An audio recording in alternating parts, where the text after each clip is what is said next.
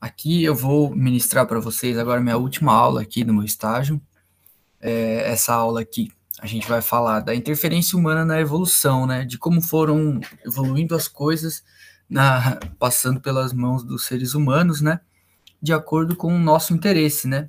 E eu quero começar perguntando para vocês de que forma, né? Essa cultura humana aí, na interferência humana, atinge aí na evolução. A gente sabe que os nossos ancestrais, né, aplicavam certas técnicas para a produção de plantas, adestramento de animais, né, e isso foi passando de geração em geração. A gente pode até chamar aqui de herança cultural, né? A gente sabe que o milho, o trigo, o arroz, os gados, todos esses são exemplos desse processo, né? E essas espécies hoje, elas são indispensáveis para os seres humanos. Coloquei aqui uma imagem para vocês que é de uma pessoa aplicando aqui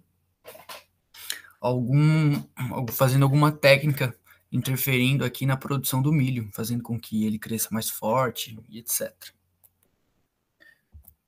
Então, para isso a gente tem que pensar também na evolução do cotidiano, em como a gente vai evoluindo no dia a dia, né? A gente sabe que o ser humano ele ocupa diferentes partes do globo, né? Até porque depois que é só a gente pensar na evolução da tecnologia, né? Com o advento do avião, navio, etc., o ser humano está em todo lugar do planeta. A partir também do melhoramento genético, a gente pode ter melhoramento nos alimentos, né, com maior abundância. Também no melhoramento aí genético, a gente pode incluir criação de aves, né, que a gente vê aquele frango que cresce rapidinho em menos de um mês. Melhoramento genético também em gado, no leite, no ovo. A gente também pode citar o desenvolvimento da medicina, né? E esse desenvolvimento da medicina vai fazer com que diminua os efeitos da seleção natural.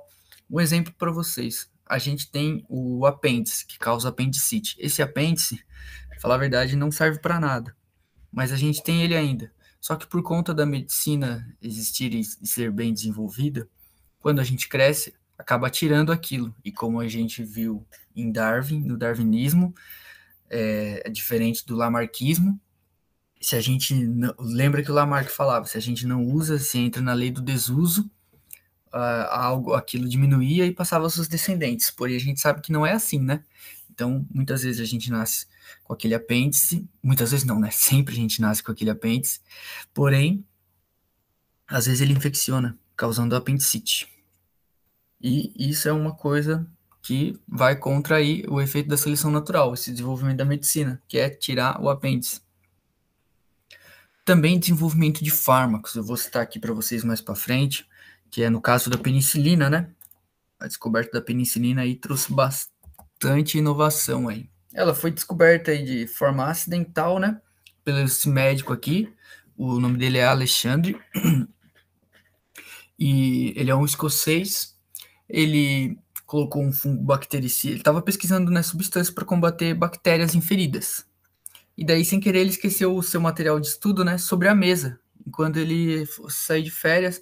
E daí, quando ele retornou, ele observou que essas culturas de bactérias estavam contaminadas por mofo. Aí ele se perguntou, nossa, por que está acontecendo isso? Então, onde havia mofo, a bactéria morria. Por isso que é um fungo bactericida, ela vai matar a bactéria, alguma substância bactericida. E ele foi descobrir que era esse fungo. E esse fungo aí vai trazer bastante inovação, porque esse bolor aí, identificado como pertencente ao gênero penicilino, por isso que o nome é penicilina, ele vai fornecer uma substância capaz de eliminar as bactérias causadoras, como por exemplo sífilis, meningite, bronquite, entre diversas outras. Então, se imagina a inovação na época para combater todas essas doenças que quem tivesse isso seria muito difícil de ser curado.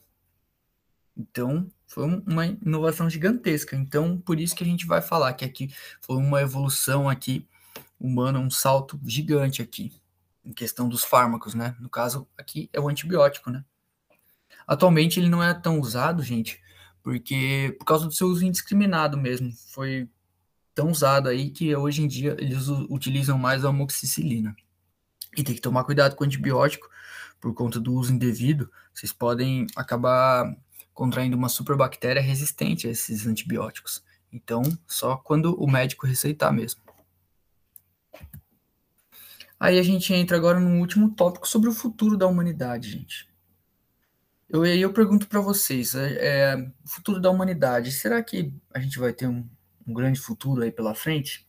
Para isso, eu trouxe duas reflexões aqui, dois problemas. O problema com o meio ambiente, na imagem à esquerda. Dois, esse problema aí da desigualdade social. Essa forma aí irracional, né, que o homem vem tratando o grande número de problemas relacionados com o meio ambiente. Infelizmente, o ser humano ainda não se situou ainda que ele faz parte desse meio ambiente. E a gente recebe de graça da natureza. Se a gente recebe de graça a natureza, a gente teria que tratar ela com bem-estar, com harmonia, para sobrevivência para gerações futuras. Só que não é bem assim que a gente vê, né? E também a gente vê a vergonhosa problema da desigualdade social.